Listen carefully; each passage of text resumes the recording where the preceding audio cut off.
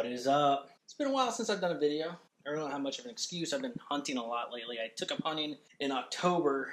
It took a lot of my time. Other than that, I just kind of got burned out for a little bit, and that is Artie, our husky, one of the new additions to the Golder family. Come here, Artie. Come here. It's Artie. Artie, say hi. Today I'm going to talk about this wonderful device that we picked up around Black Friday. I want to say it's Black Friday or whatever color, Saturday or Sunday. Either way, it's the Ninja Foodi. And I'm telling you what, I have only used a skillet one time since Black Friday, and everything that I've cooked since Black Friday has all been done in the Ninja Foodi. If you don't know what a Ninja Foodi is, it's basically an Instant Pot on steroids. Well, last week, I decided to add flavor to my water when I was doing pressure cooking. I did pressure cook some chicken thighs, and I just, on a whim, decided to toss some teriyaki and some soy sauce and a little bit of hot sauce into the water for pressure cooking. And when I did it, it came out so delicious. And within a short amount of time, normally it would take me to I would have to marinate the chicken over 24 hours to get it the flavor to the bone. When it was done, I was eating and I noticed that the bone in the middle of the chicken had also changed color, and that the flavor had pressurized all the way through the meat. So I'm actually going to try that today with chicken breast. I'm not a chicken breast fan.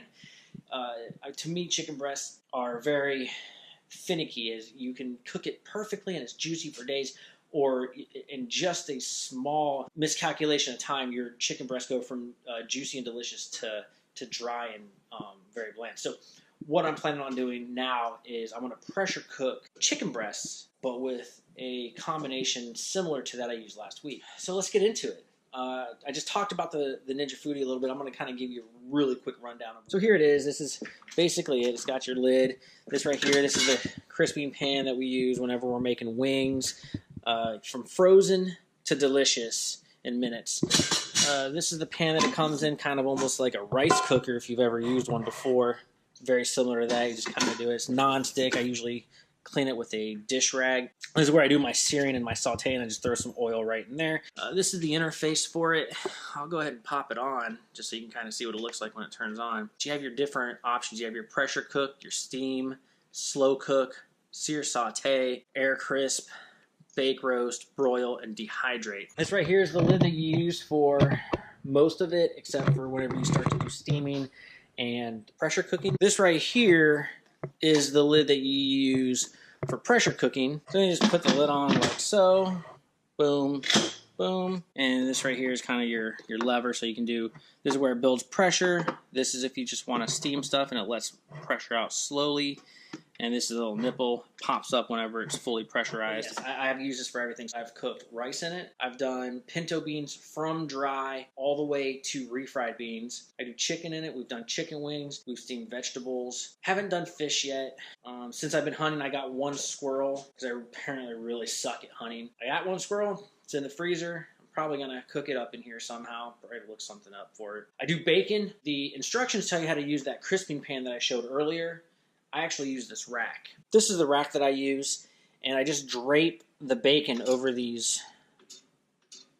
Right now, the most I've ever done at one time, I was able to cook 2 pounds of bacon in that pot, dropping them in there, literally just draping them, dropping them in there, cooking the bacon. It's beautiful. As you know, I like to collect my bacon fat. All the bacon drips off of here, goes straight into the bottom of that pot that fits down inside of it, and I just pour that into my jars. Let's go ahead, and we're going to go ahead and get into the chicken. First thing I do is I add about a half a cup of water to kind of start. This is the book that it comes with.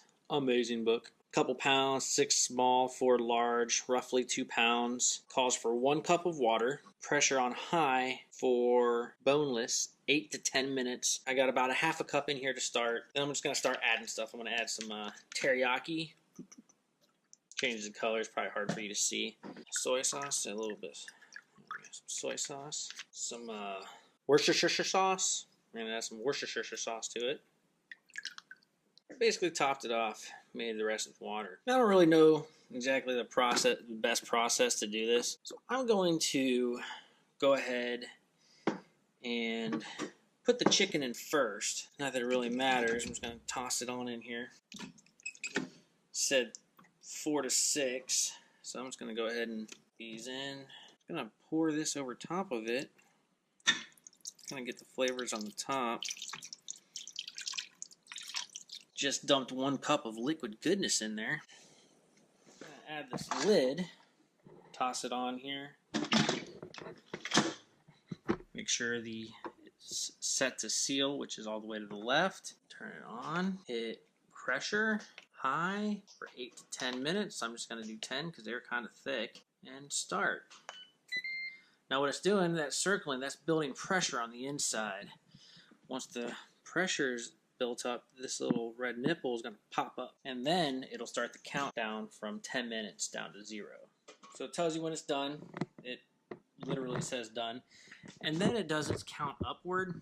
So the reason it goes straight into counting upward is some of the instructions for different foods call for allowing the pressure to naturally release, and some of it says 10 minutes, some of it says 20 minutes, but the instructions for this one was quick release, which is you go to this button right here and just slide it to the right, and it'll start firing up steam, and you let it go until that button drops back down, and then that's when you can pop the lid off. Steam is getting close to being done. That little red button should be falling here soon. Wait for it. Wait for it. There it went. Now I can remove the lid safely. There's always going to be a bunch of liquid in there, so I'm going to move this over to here. Some steam got on the lens, but it came off, and there it is. There's our chicken, all nice and done. Looks pretty cooked all the way through. Delicious flavor all the way through. We got the last 3 going already. Should take a lot less time, but I'm not gonna make you guys sit through that. Hope you guys enjoyed the video. If you like, hit the little like button. If you'd like to see more of my shenanigans, hopefully more cooking on the Ninja Foodie, hit the little subscribe button. If you'd like to be notified when I post a video, hit the little bell right next to the subscribe button. Yeah, face is full of flavor. It's hard for me to talk. Anyways, hope you all have a wonderful day, and I'll see you in the next video.